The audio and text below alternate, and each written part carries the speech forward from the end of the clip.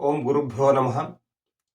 ಒಂದು ಹೊಳೆ ಒಂದು ಊರಲ್ಲಿ ಒಬ್ಬ ಸಜ್ಜನ ಗೃಹಸ್ಥನಿರ್ತಾನೆ, ಸಜ್ಜನ ವ್ಯಕ್ತಿ ಇರ್ತಾನೆ. ಆತನ ಒಳ್ಳೆಯತನ ಎಂಥದ್ದು ಅಂದ್ರೆ ಆತನ ಒಳ್ಳೆಯತನ ಅಪರೂಪವಾಗಿರುತ್ತೆ. ಆ ಭಾಗದಲ್ಲಿ ಅಷ್ಟೊಂದು ಒಳ್ಳೆಯ ವ್ಯಕ್ತಿಯಾಗಿರ್ತಾನೆ ಆತ.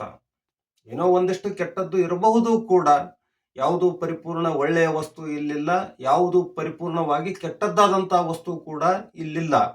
ಒಳ್ಳೆಯದರಲ್ಲಿ ಕೆಟ್ಟದ್ದು, ಕೆಟ್ಟದರಲ್ಲಿ ಒಂದಿಷ್ಟು ಒಳ್ಳೆಯದಾದ್ರೂ ಇದ್ದೇ ಇರುತ್ತೆ ಬಂಧುಗಳೇ. ಅವನಲ್ಲೂ ಇರಬಹುದು ಆ ರೀತಿ, ಆದ್ರೆ ಒಳ್ಳೆಯತನ ಮಾತ್ರ ತುಂಬಿ ಹೋಗಿರುತ್ತೆ. ಹೀಗಿದ್ರೂ ಕೂಡ ಆ ಊರಲ್ಲಿ ಅವನಿಗೆ ಅವನ ಬಳಗದವರು, ಅವನ ಗೆಳೆಯರು, ಆ ಊರಲ್ಲಿಯ ಜನ ಯಾರೂ ಕೂಡ ಬಹುತಾಂಶವಾಗಿ ಅವನನ್ನ ಗೌರವಿಸ್ತಿರ್ಲಿಲ್ಲ. ಒಬ್ಬ ಮಾತ್ರ ಅವನನ್ನ ಗೌರವಿಸ್ತಿದ್ದ, ಗುರುತಿಸಿದ್ದ. ಅವನನ್ನ ಗುರುತಿಸಿದವನು ಹೋಗಿ ಒಂದಿನ ಅವನಿಗೆ ಕೇಳ್ತಾನೆ, ನೀನಿಷ್ಟು ಒಳ್ಳೆಯವನಾಗಿದ್ರೂ ಕೂಡ ಯಾಕೆ ನಿನ್ನ ಬಂಧು ಬಳಗದವರು, ಗೆಳೆಯರು, ಈ ಊರಿನ ಜನರು ಯಾಕೆ ಗೌರವಿಸಲ್ಲ ಅಂತ ಕೇಳ್ತಾನೆ ಆ ವ್ಯಕ್ತಿ. ಕೇಳಿದಾಗ ಅವನೇನು ಹೇಳ್ತಾನೆ ಕೇಳಿ ಬಂಧುಗಳೇ.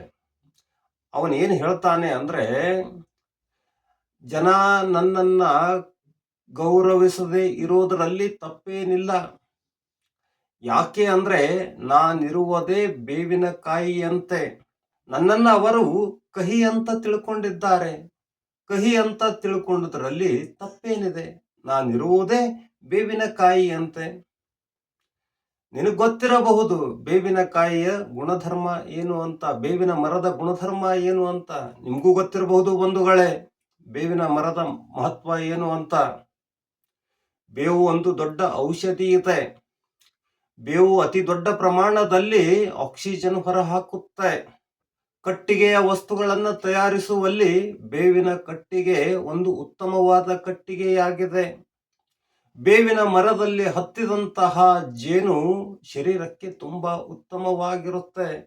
ಇಷ್ಟೇ ಯಾಕೆ ಬಂಧುಗಳೇ, ಬೇವಿನ ಮರವನ್ನ ಅತಿಯಾದ ಸಂಖ್ಯೆಯಲ್ಲಿ ಅಥವಾ ಸುಮಾರು 100 ಬೇವಿನ ಮರವನ್ನ ಹಚ್ಚಿದವನಿಗೆ ಮೋಕ್ಷ ಸಿಗುತ್ತೆ ಅಂತ ಕೂಡ ಶಾಸ್ತ್ರ ಹೇಳುತ್ತೆ.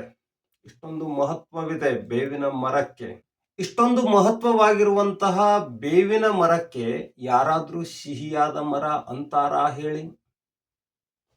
ಅನ್ನಲ್ಲ ತಾನೆ. ಹೀಗಿದ್ದಾಗ ಎಲ್ಲರಿಗೂ ಉಪಕಾರಿಯಾಗಿ ಬದುಕುವನು, ಪರೋಪಕಾರಿ ಜೀವನ ಮಾಡುವನನ್ನ ಈ ಜನ ಹೇಗೆ ಒಳ್ಳೆಯ ಮನುಷ್ಯ ಅಂತ ಕರೀತಾರೆ, ಹೇಗೆ ಸಿಹಿ ಮನುಷ್ಯ ಅಂತ ಕರೀತಾರೆ? ಕಹಿ ಮನುಷ್ಯ ಅಂತಾನೆ ಕರೀತಾರೆ.